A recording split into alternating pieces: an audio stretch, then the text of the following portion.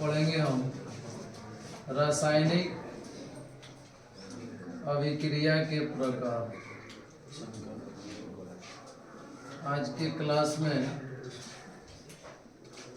रासायनिक अभिक्रिया या समीकरण के प्रकार को देखेंगे। वैसे रासायनिक अभिक्रिया के कई सारे प्रकार हैं। बारी बारी से देखते हैं कि रासायनिक समीकरण यानी अभिक्रिया के कितने प्रकार हैं। ये दोनों बातें हम यहाँ पर लिखे हैं। वजह ये थी कि अभिक्रिया को ही समीकरण कहा गया था। ठीक है, समीकरण वो था जिसमें संकेत, सूत्र और संख्या का यूज किया गया था, तो वही अभिक्रिया ही समीकरण कहलाई थी। इसलिए हमने लिखा कि रासायनिक अभिक्रिया या समीकरणों के प्रकार। अब जैसे मैं रासायनिक अभिक्रिया या समीकरणों में कुछ प्रकार होते हैं जो आपको पढ़ना पड़ेगा यहाँ। जैसे मैं अगर इसके प्रकार की बात करें तो एक होता है संयोजन अभिक्रिया, चाहे संयोजन समीकरण। दूसरा होता है वियोजन अभिक्रिया, जिस वियोजन को अपघटन भी कहते हैं, अपघटन भी कहते हैं।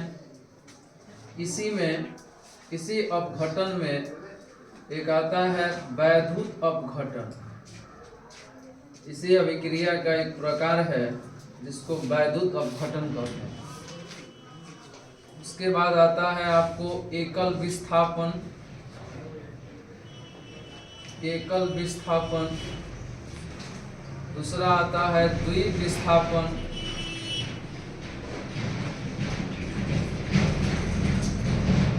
द्विविस्थापन। उसके बाद आता है आपको उदासीनीकरण, उदासीनीकरण। उसके बाद आता है अनुत्क्रमणीय भी हो जाता है। उसके बाद उत्क्रमणीय भी हो जाता है। और रासायनिक अभिक्रियाओं में अगर ताप की बात करें तो ऊष्माक्षेपी या ऊष्माशोषी हो जाता है।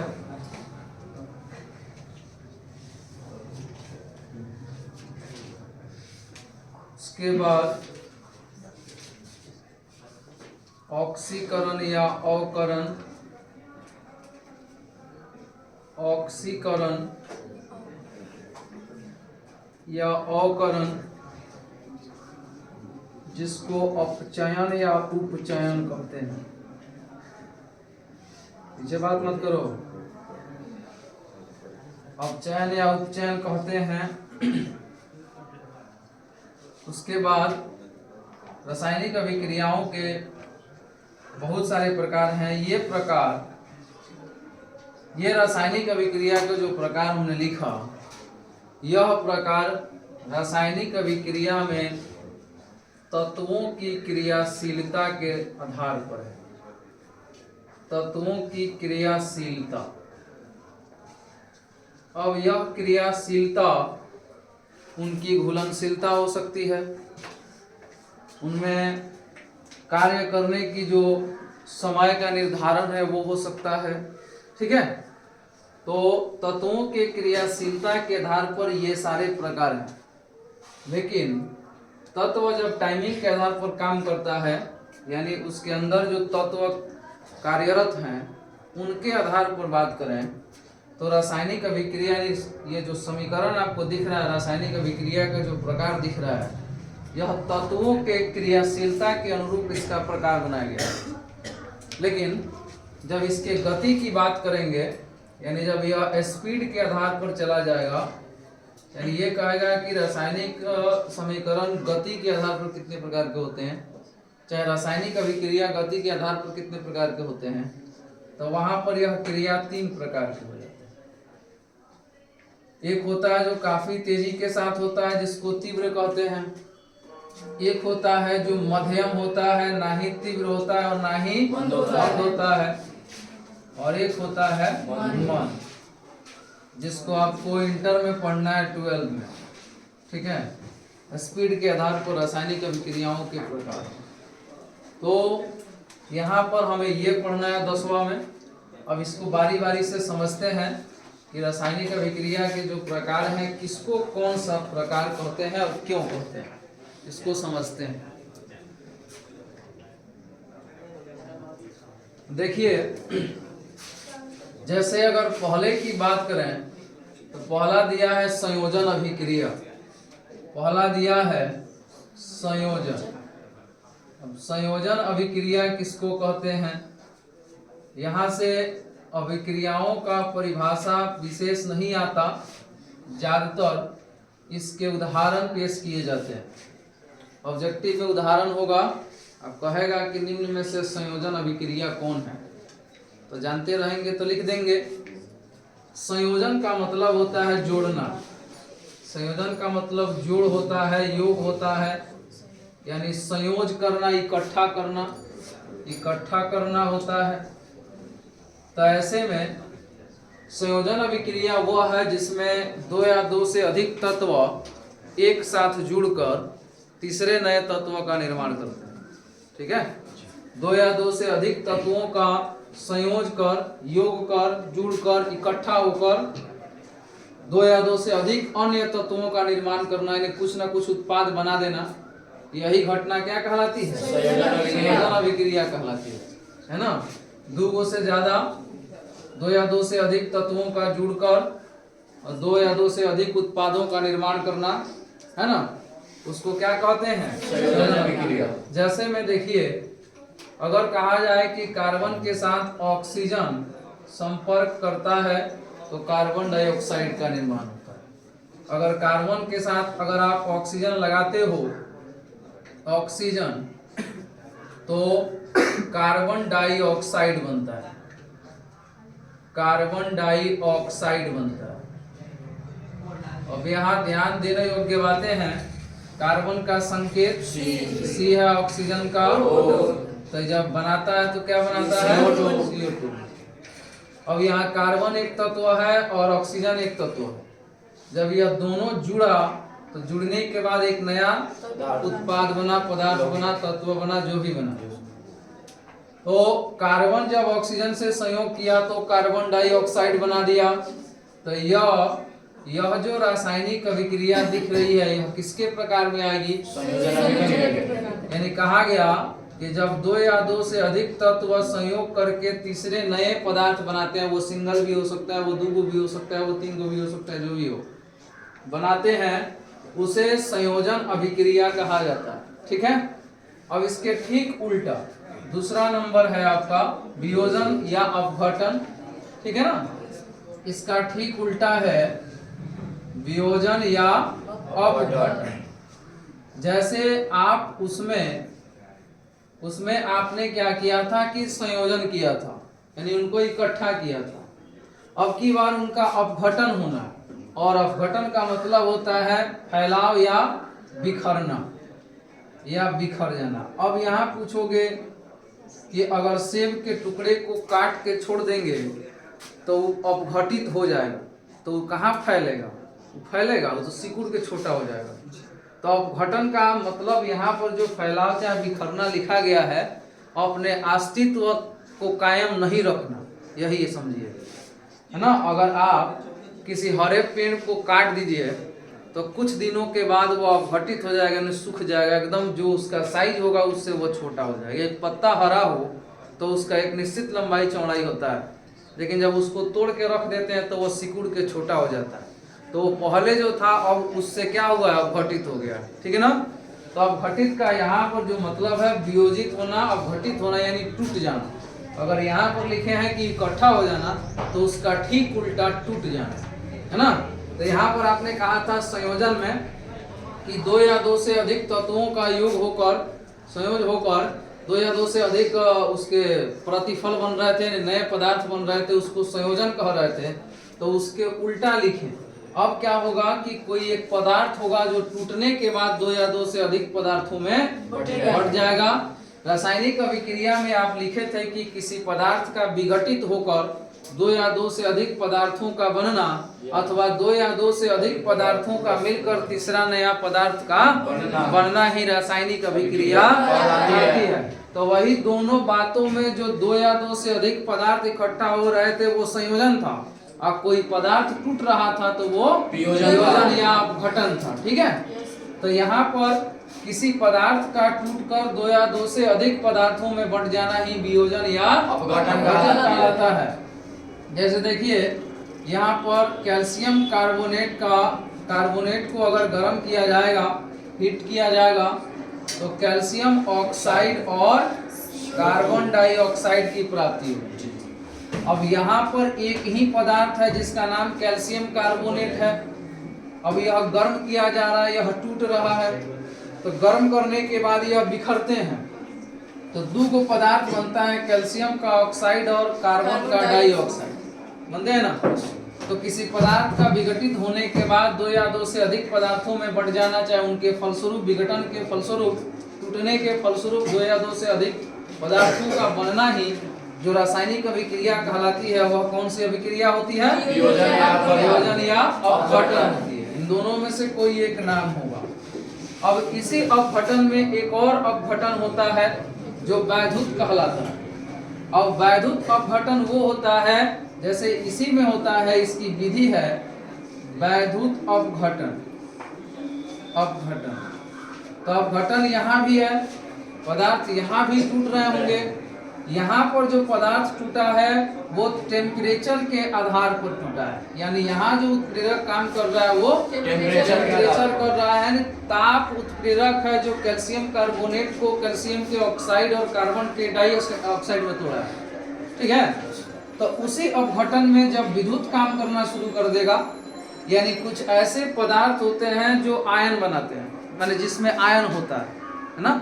वैसे परमाणु मॉडल में देखे थे 9th क्लास में कि विद्युतीय रूप से परमाणु जो है उदासीन होता है, ठीक है ना, लेकिन हर परमाणु में धन और ऋण आयन होते हैं, क्योंकि उसमें केंद्र होता है, और केंद्र जब होता है तो उसमें प्रोटॉन ऑलरेडी होगा, और जब प्रोटॉन है तो उसके चारों तरफ किनारे में कोई इलेक्ट्रॉन घूम रहा है वृत्तीय पथ में। तो वही कह रहा है कि जो पदार्थ आयनीकृत होते हैं ना, जिसमें आयन की मात्रा होती है, अधिक होती है, वही आयन वाले जो पदार्थ होते हैं वही वैद्युत अपघटन करते हैं। यानी पदार्थ इसमें भी टूटते हैं, लेकिन केवल आयनीकृत पदार्थ टूटते हैं जिसमें आयन की मात्रा होती है ज्यादा। जैसे अगर हम सोडियम क्लोराइड में इलेक्ट्रिसिटी जब डालेंगे, सोडियम क्लोराइड में जब इलेक्ट्रिसिटी डाली जाती है तो सोडियम अलग और क्लोरीन अलग होता है। अब सोडियम जो अलग होता है वो प्लस में, और क्लोरीन जो अलग होता है वो माइनस में। तो यहाँ पर Na+Cl-, तो जब किसी तत्व के ऊपर धन या ऋण का चिन्ह लगा हो, मतलब कि उस पर वह आयन है। जो चिन्ह लगा होगा, धन लगा है तो धन आयन है उस पर, माइनस लगा है, ऋण लगा है तो ऋण आयन है उस पर। ठीक है, तो यहाँ कुछ ऐसे आयनीकृत पदार्थ होते हैं, कुछ विद्युतीय पदार्थ होते हैं, जब उनको इलेक्ट्रिसिटी दिया जाता है तो वो प्लस और माइनस में क्या हो जाते हैं? विघटित हो जाते हैं, अलग अलग होने लगते हैं। जैसे जल है, जल में जब विद्युत धारा दिया जाएगा, जल में जब इलेक्ट्रिसिटी दी जाएगी, तो ऐसी स्थिति में हाइड्रोजन प्लस और ऑक्सीजन माइनस में बनने लगेगा। तो फिर यहाँ पर जब जल में आप विद्युत दे रहे हो तो हाइड्रोजन और ऑक्सीजन बन रहा है ना अलग अलग, तो अलग अलग ये भी हो रहा है। और अलग ये भी हुए थे, कैल्शियम कार्बोनेट को जब गर्म किया गया था तो कैल्शियम ऑक्साइड और कार्बन डाइऑक्साइड, तो दोनों एक ही पदार्थ से बन रहे हैं। इसमें भी एक एक पदार्थ टूटा हुआ है, इन दोनों में भी एक एक पदार्थ टूटा हुआ है। तो टूटने के बाद जब दो या दो से अधिक पदार्थ बन रहे हैं तो वह घटना तो अपघटन ऑलरेडी है, वियोजन अभिक्रिया तो है, लेकिन वियोजन की अभिक्रिया जब खास तौर पर विद्युत के द्वारा किया जाता है, जब इलेक्ट्रिसिटी के द्वारा किया जाता है, विद्युत धारा देने के बाद उसमें वियोजन की क्रिया होती है, तब उसको वैद्युत अपघटन कहा जाता है। जिसमें सबसे ज्यादा क्वेश्चन अगर पूछा जाएगा कि निम्न में से वैद्युत अपघटन की क्रिया किसमें हो रही है, चाहे कर सकता है, तो वहाँ सोडियम क्लोराइड और जल का नाम होगा। है ना, सबसे ज्यादा उदाहरण इन्हीं का है। ठीक है, अगला है एकल विस्थापन। अब देखेंगे जरा दूसरा एकल विस्थापन के बारे में।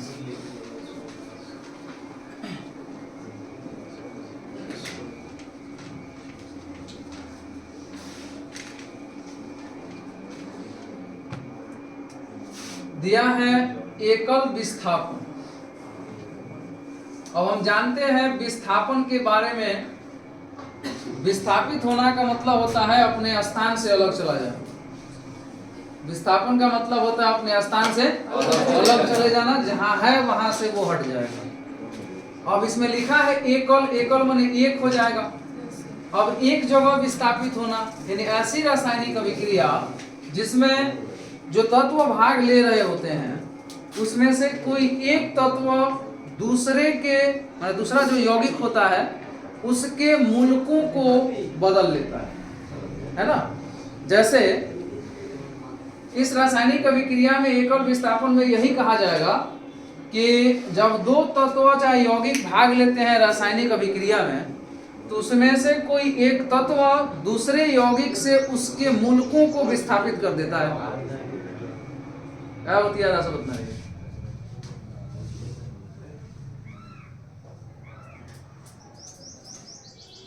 कोई तत्व जो होता है वो दूसरे के यौगिक से उसके मूलकों को विस्थापित कर देता है, अलग कर देता है।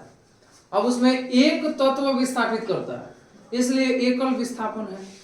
अगर दो यौगिक भाग ले रहे होंगे और दोनों अपने मूलकों को विस्थापित कर रहे होंगे, मतलब एक देता होगा और दूसरा अपना दे देता होगा, अदला बदली कर रहे होंगे, तो वहां पर क्या हो जाएगा? द्वि विस्थापन। यानी जब भी मूलक बदल रहे हैं तो पहले जहां थे वहां से तो दूसरी जगह जा रहे हैं ना, तो विस्थापित तो हो रहे हैं। तो वही कह रहा है कि विस्थापन की क्रिया वो है जिसमें से मूलकों की हेरा फेरी होती हो, या तो सिंगल मूलक आगे पीछे जाते हो और नहीं तो दोनों मूलक आपस में अदला बदली करते हो। जैसे में यह एकल है, कह सकते हैं कि कोई तत्व जब किसी रासायनिक अभिक्रिया में कोई तत्व किसी यौगिक से उसके मूलकों को विस्थापित कर देता है, यौगिक से मूलक को क्या कर देता है?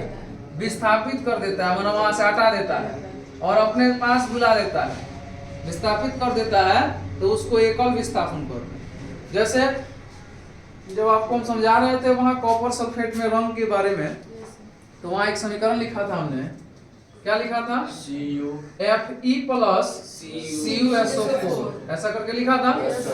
तो देखिए Fe सिंगल है और यहाँ Cu और SO4 है, तो कॉपर का सल्फेट है यानी यौगिक है। वैसे तो कॉपर सल्फेट जो बना है कॉपर सल्फर ऑक्सीजन सब मिला के बना है, तो कुल मिला के अगर इसको देखें अगर वास्तविक दृष्टिकोण से तो यह एक मिश्रण है जिसमें हवा भी है, कुछ ठोस भी है कि नहीं है, दो तीन पदार्थ मिलकर बनाए हुए हैं।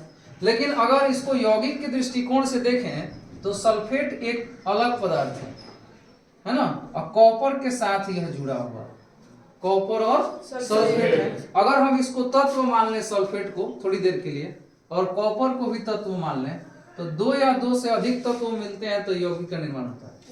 तो कुल मिला के CuSO4 यहाँ पर एक यौगिक कहला जाएगा। अब इस CuSO4 में कॉपर हीरो है, इसका समझिए, कॉपर नेता है, उसके साथ SO4 आके लगा हुआ है ना, तो यह SO4 इस कॉपर का मूलक कहलाएगा। ठीक है ना, मूलक उसको कहते हैं, मूलक कहते हैं आयन को, मूलक आयन को कहते हैं।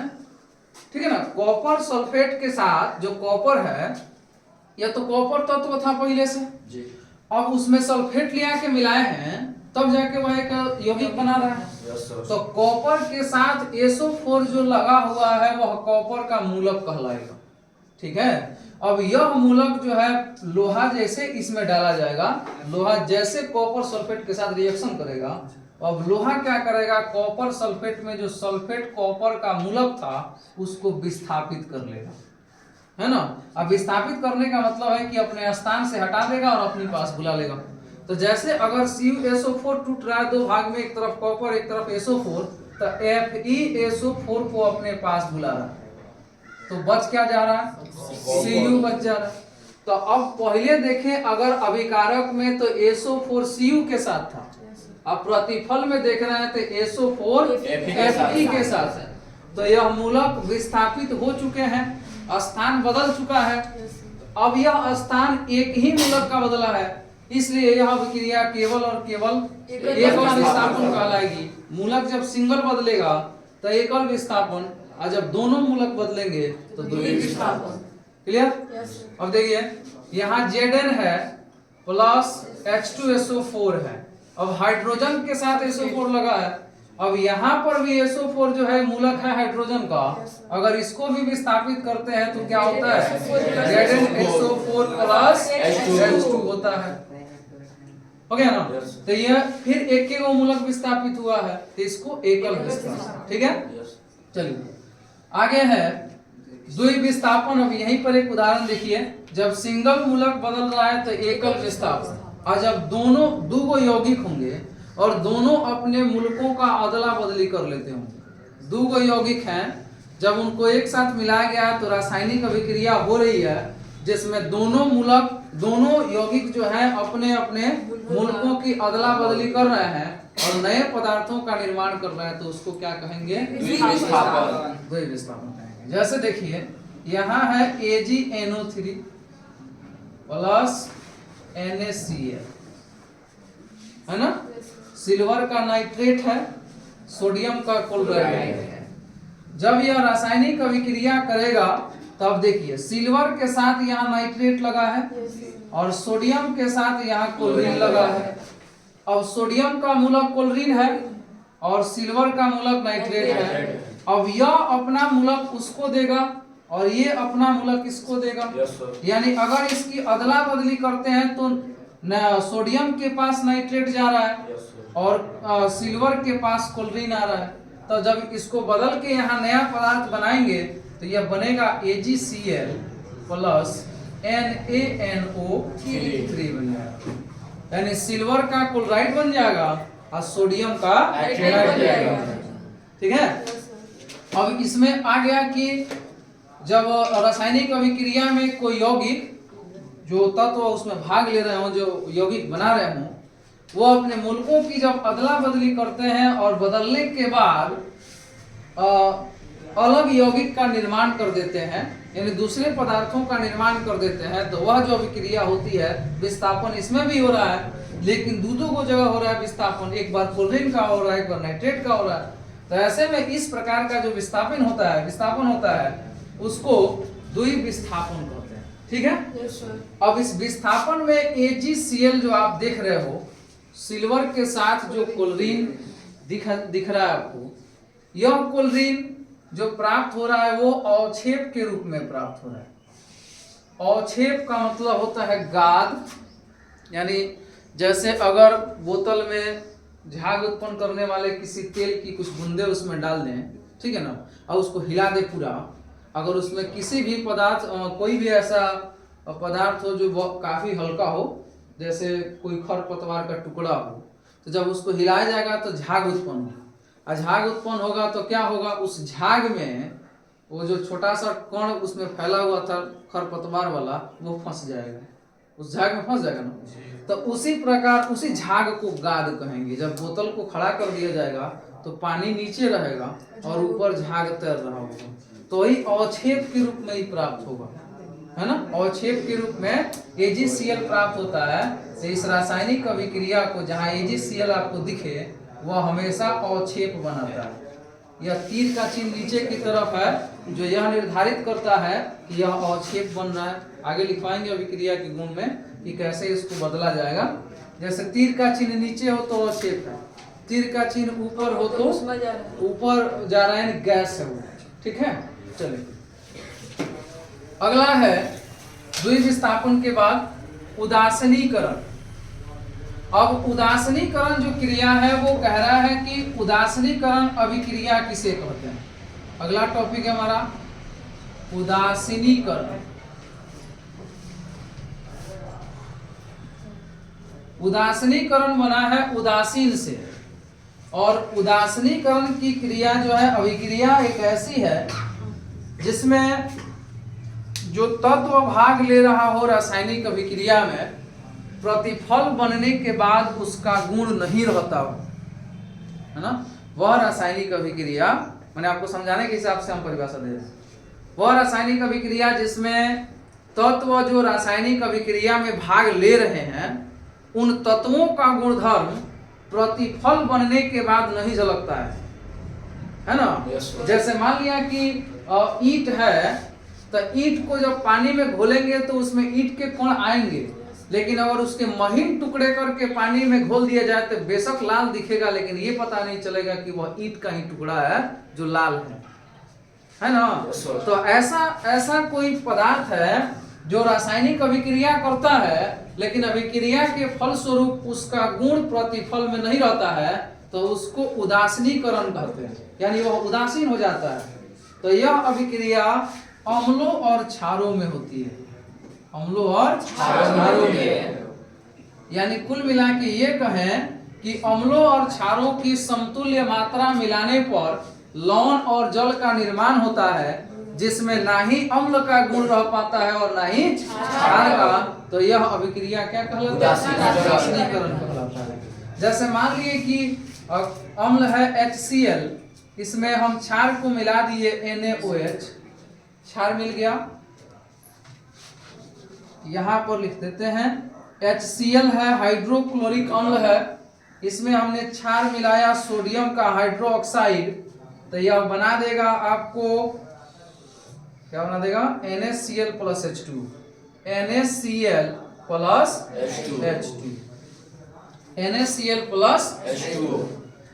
तो HCl जो है अम्ल है, NaOH जो है क्षार है, NaCl है जो वो लवण है। हाँ देखिए, अगर अम्लों की बात करें गुणधर्म में, तो इनका स्वाद खट्टा होता है, ये कड़वा यानी तीखा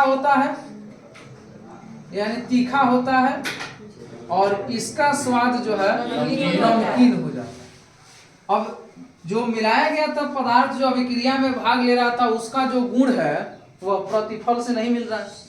तो जब कभी रासायनिक अभिक्रिया हो और अभिक्रिया में भाग लेने वाले पदार्थों का जो गुणधर्म होता है वह प्रतिफल के साथ नहीं हो, तो इस तरह का जो क्रिया होता है, अभिक्रिया होता है, उसको क्या कहते हैं? उदासीनीकरण करते हैं। क्लियर? आगे बढ़ते हैं। उदासीनीकरण में यह वाला उदाहरण बहुत बार देखने को मिला एग्जाम में, है ना, HCl और NaOH, जहाँ HCl प्रबल अम्ल है और NaOH प्रबल क्षार, ठीक है। वैसे बहुत सारी रासायनिक अभिक्रिया आपको उदाहरण मिल पाई जाएगी, बस समझने के लिए कोई 1 2 3 बस समझ लेते हैं। आगे है आपको, अब क्या है? उत्क्रमणीय, अनुत्क्रमणीय है। चलिए अब देखिए, छोटे क्लासों में रासायनिक और भौतिक समीकरण के बारे में आप देखे हैं, ठीक है ना। यहाँ पर है अनुत्क्रमणीय, अनुत्क्रमणीय, और एक है आपको उत्क्रमणीय, दोनों को साथ में समझ लेते हैं,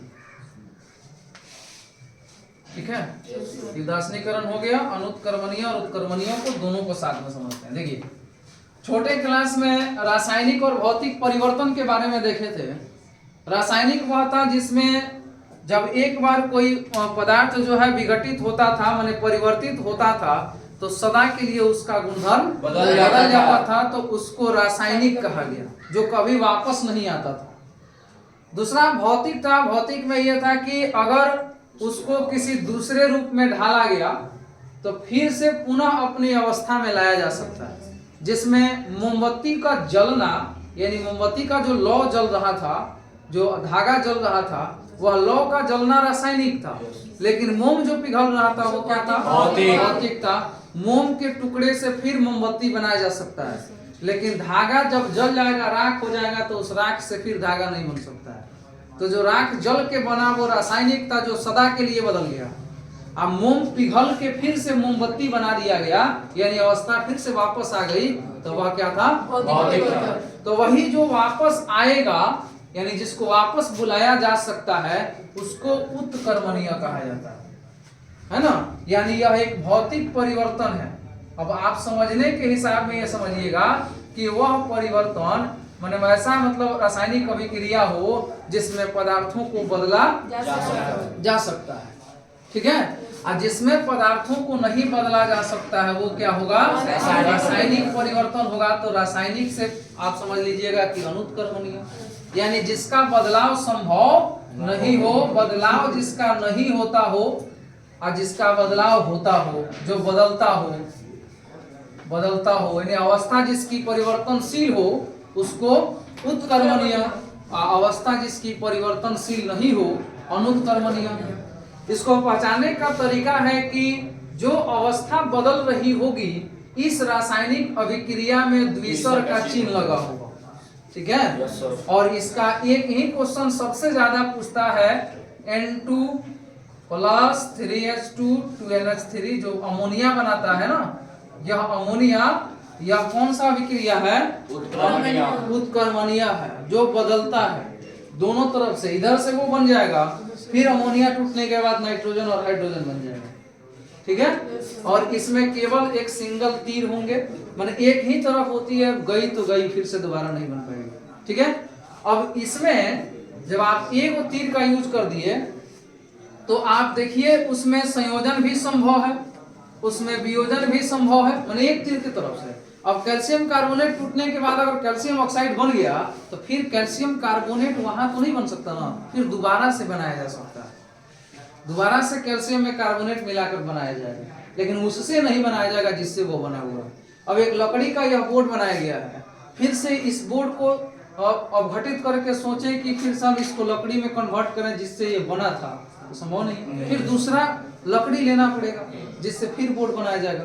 तो वही होता है अनुत्क्रमणीय, जिसका बदलाव संभव नहीं हो, जो एक बार हो गया, और उत्क्रमणीय जिसमें प्रतिकारकों से प्रतिफल बनता हो और प्रतिफल से पुनः प्रतिकारक बनते हो तो उसको कह देंगे उत्क्रमणीय। जब प्रतिकारक से केवल प्रतिफल बनते हो और प्रतिफल से प्रतिकारक नहीं बनते हो उसको कह देंगे अनुत्क्रमणीय। क्लियर। अगला आता है ऊष्माक्षेपी ऊष्माशोषी। अगला है आपका कि ऊष्माक्षेपी किसको कहेंगे, ऊष्माक्षेपी किसको कहेंगे। तो जब रासायनिक अभिक्रिया में प्रतिफल बनने के बाद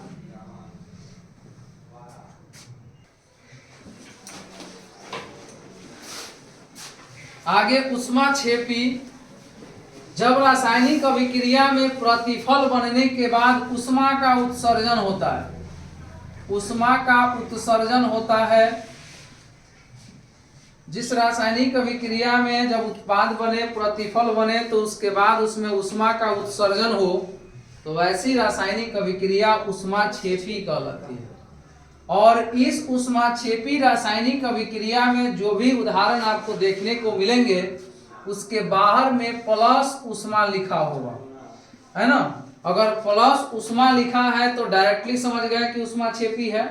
अगर नहीं भी लिखा है तो कुछ ऐसे पदार्थ होते हैं जब ऑक्सीजन के साथ संयोग करते हैं तो वो जलते हैं, और ऑक्सीजन जब जलाता है किसी को तो ऊष्मा उत्पन्न करवाता है। चाहे कोई ताकतवर अधिक क्रियाशील कोई तत्व है, जब उसके ऑक्साइड को चाहे उसी तत्व को जब जल के साथ माने जल में जब उसको डाला जाता है तो ऊष्मा उत्पन्न होता है। जैसे कैल्शियम को जब जल के साथ मिलाएंगे, कैल्शियम हाइड्रोक्साइड बनाता है तो ऊष्मा निकलती है। चूना को जब घोला जाएगा पानी में तो हाथ लगाने के बाद गर्मी का आभास होता है, यानी ऊष्मा उत्सर्जित हो रही है।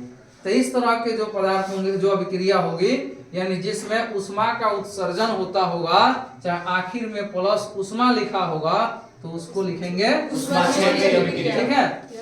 जैसे अगर C+O2 दिया हो, CO2 प्लस ऊष्मा, तो पहले से जानते हैं कि CO2 है तो ऑक्सीजन है तो प्लस ऊष्मा होगा।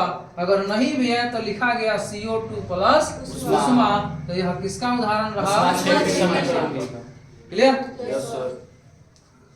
इसके ठीक उल्टा ऊष्माशोषी, ये था ऊष्माक्षेपी, अब की बार इसका उल्टा है ऊष्माशोषी। जब किसी रासायनिक अभिक्रिया में ऊष्मा का अवशोषण होता है, जब किसी रासायनिक अभिक्रिया में ऊष्मा का अवशोषण होता है तो उसको क्या कहते हैं? ऊष्माशोषी कहते हैं। और इसमें माइनस ऊष्मा लिखा होता है। अगर उसमें प्लस ऊष्मा लिखा है तो इसमें माइनस ऊष्मा लिखा होता है। जैसे अगर नाइट्रोजन को ऑक्सीजन के साथ मिलाएं, है ना, जैसे N2 प्लस O2, नाइट्रोजन और ऑक्सीजन, याद रखना हमने कहा था आपसे कि अधिकतर ऑक्सीजन प्लस ऊष्मा देता है, लेकिन नाइट्रोजन के साथ जब ऑक्सीजन को मिलाया जाता है तो यह नाइट्रोजन का ऑक्साइड बनाता है, यानी 2NO नाइट्रोजन का ऑक्साइड बनाता है। और यह नाइट्रोजन का जो ऑक्साइड होता है यह माइनस ऊष्मा होता है, यानी यह ऊष्माशोषी अभिक्रिया का उदाहरण। ठीक है ना, और भी उदाहरण आपको लिखवाएंगे हम। यहाँ ऊष्माशोषी होता है, नाइट्रोजन के साथ जब ऑक्सीजन को मिलाया जाता है तो नाइट्रोजन का ऑक्साइड बनता है, लेकिन यह नाइट्रोजन का ऑक्साइड जो है ऊष्माशोषी का उदाहरण है, इसमें माइनस ऊष्मा लिखा जाता है। ठीक है, अगला है ऊष्माशोषी के बाद अवकरण या ऑक्सीकरण, यानी जिसको ऑक्सीकरण या अवकरण कहेंगे। अब उसको देखते हैं।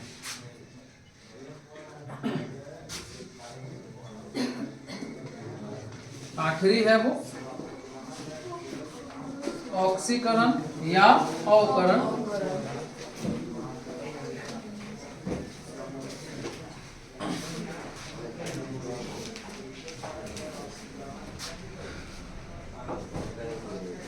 ऑक्सीकरण या